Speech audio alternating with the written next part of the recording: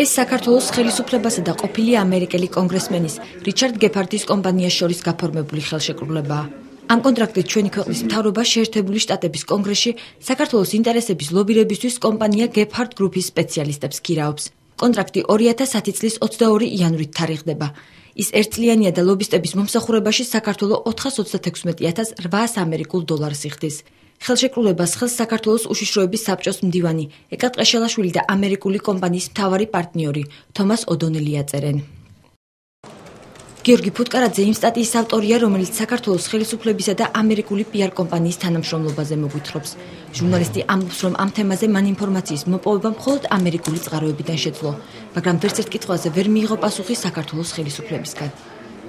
რეალურად შარშანაც და წელსაც დაიდო დოკუმენტაცია, რომელიც ადასტურებს, რომ ხელისუფლება ხარჯავს სერიოზულ თანხას იმაზე, რომ დაიქირავოს ეს PR კომპანიები და მოახდინოს ლობირება. თავისთავად ამაში ცუდი არაფერი არ არის, მაგრამ როდესაც ჩვენ ვეცადეთ, რომ მოგვეძიებინა ქართულ მხარეს, ანუ რამდენია საერთოდ PR-ზე გამოყოფილი, იმიტომ რომ გარდა ამერიკის PR კომპანიები არის დაქირავებული ევროპაშიც, რა თანხებია ამაზე გამოყოფილი, ვინ აკონტროლებს, საერთოდ როგორ ირჩევა ეს კომპანიები და ასე შემდეგ, ვერც ერთ ოფიციალურ სტრუქტურაში ამ შესახებ ინფორმაცია ვერ მოვიძიეთ. საიდან იხდის სახელმწიფო ლობისტების ძვირადღირებულ მომსახურებას და რატომ გახდა საჭირო ახალი PR კომპანიის დაქირავება სწორედ ამ პერიოდში, უშიშროების საბჭოში, რომლის თავმჯდომარეც ხელშეკრულებას აწერს ხელს, კომენტარს არ აკეთებენ. დეპუტატი გიორგი ცაგარეიშვილი აპირებს ოფიციალურად მოსთხოვოს პრეზიდენტსა და მთავრობას კონკრეტულად საიდან იხარჯება თანხები ლობისტებისთვის, ბიუჯეტიდან თუ სარეზერვო ფონდებიდან. ეს არის ერთ-ერთი იშვიათი შემთხვევა, რომ ჩვენ გავიგეთ ზუსტად რამდენია გადარიცხული და ისიც ჩვენი ამერიკელი პარტნიორების ძალისხმევით. მე დარწმუნებული ვარ, ეს თანხები ისე როგორც წინა შემთხვევაში გადარიცხული იქნება ან მთავრობის სარეზერვო ფონდიდან, ან პრეზიდენტის სარეზერვო ფონდიდან. მილიონის დახარჯვა ქვეყანაში, როცა მოსახლეობის 60% მეტი სიღარიბის ზღვარს მიღმა ცხოვრობს, როცა არის გაუსაძლისი პირობები, როცა არის ამხელა უმუშევრობა, როცა ჩაკლულია ბიზნესი, როცა უბედურება ტრიალებს ამ ქვეყანაში ხალხს პირდაპირ ან სულისუჩინებლად შიმშილით სული ძვრება, არის უზნეობა და ამორალური საქციელი. ახალ ხელშეკრულებაზე ინფორმაცია არ აქვთ უმრავლესობის წევრებს, თუმცა აქვთ არგუმენტები ამ ხარჯების გასამართლებლად.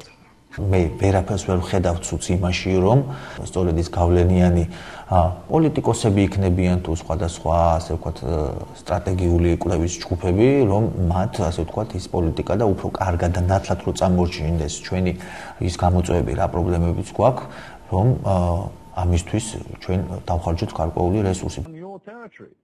ეს მიხეილ სააკაშვილის პირდაპირი ეთერია ტელეკომპანია BBC-ს გადაცემა Hard Talk-ში. აგვისტოს ომიდან დაახლოებით 1 თვის შემდეგ Talk-show-ს წამყვანი სტეფან საკური მას სწორედ ლობისტური კომპანიებისთვის გადახდილ თანხებზე ეკითხება. მიხეილ სააკაშვილი კატეგორიულად უარყოფს, რომ საქართველოს ლობისტების დასაქირავებლად ფულს ხარჯავს. რა მილიონები რა ლობი ჩვენ პატარა ქვეყანა ვართ, რომელიც რთულ გეოპოლიტიკურ ვითარებაში გადარჩენას ცდილობს. ჩვენ არ გვაქვს მილიონები, მით უმეტეს ლობისტებისათვის გადასახდელად. საქართველოს ხელისუფლების უცხოურ PR კომპანიებთან გაფორმებული კონტრაქტების შესახებ უცხოურ მედიაში ინფორმაცია არაერთხელ გაჩნდა.